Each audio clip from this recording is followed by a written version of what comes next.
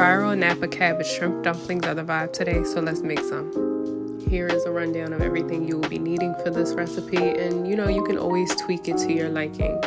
Every recipe is made to be made the way you prefer. Do not scrap those shrimp shells because we will be using them later.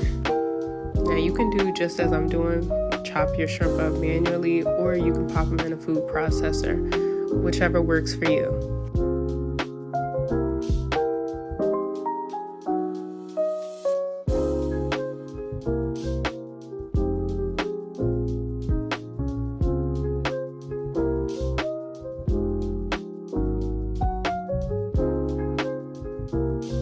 Here's where those shrimp shells come into play.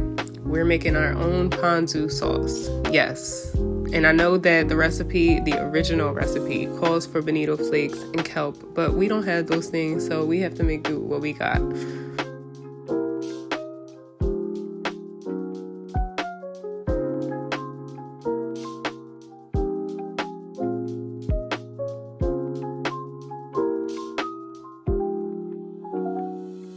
Yeah, we just gonna drop that lime in there and let it steep. We're using honey to add that much needed sweetness because, again, I do not have any mirin, so gotta substitute some things, which is okay. While that's doing its thing, we're gonna get our water boiled and ready for our Napa cabbage. Now, the video that I saw online for this recipe does not call for grated ginger. However, your girl was a little under the weather, so any extra ginger or garlic was definitely warranted for this recipe.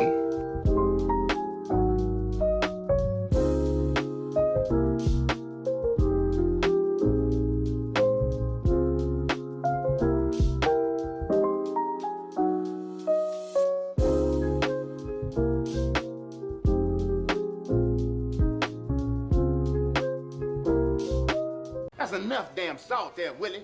I know what I'm doing. PSA, do not be like Uncle Willie and use too much salt. Now, this was my first time making this recipe, so it called for salt and soy sauce in the mixture. I highly advise to use one or the other. You do not need both because we are having the soy sauce and our Ponzu sauce. So to add it to the mixture is just a little bit redundant. So learn from my mistakes. Do not add both.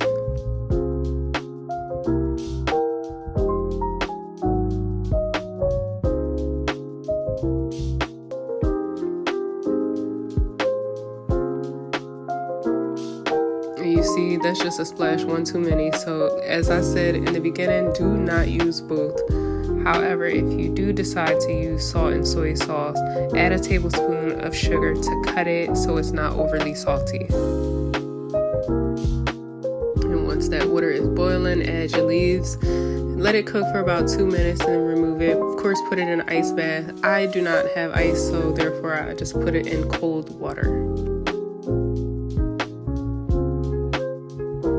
Now on to the fun part of this segment, or at least the fun part in my opinion, where we are constructing our dumplings. Now you want to use at least about a spoonful to maybe a spoonful and a half of your mixture to add to the leaves because you do not want anything to spill out. And as you can see, my first one was not the greatest, but we get better as we progress.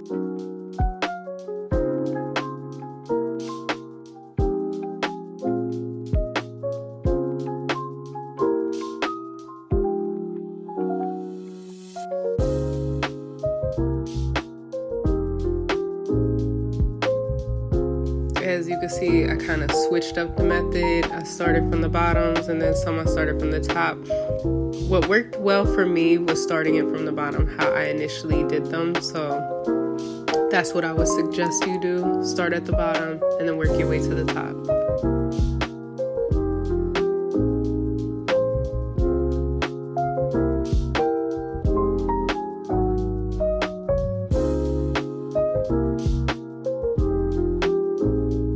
Now that our dumplings are prepped and ready, we are going to pop them on the stove and let them cook with the lid on for about 5 minutes. Then we're going to remove the lid to let all that excess water evaporate. Now if it becomes too much, do like I do and drain it. After the 5 minutes are up, then we're going to flip all of our dumplings. I was having a time flipping that dumpling, but we managed. We got it. We good.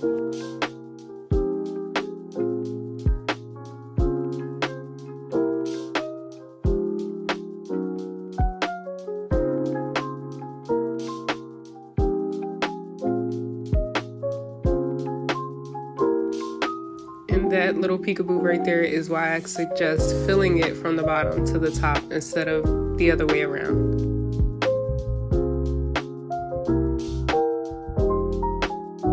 Our dumplings have been flipped. Now it is time to add our ponzu sauce and let it finish cooking for 4 minutes, but baste them for 2.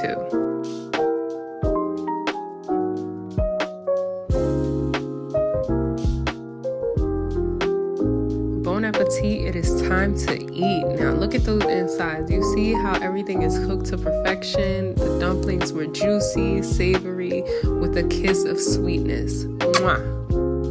I hope you all enjoyed this video and thank you for watching. Be sure to like and subscribe and I'll catch you in the next one.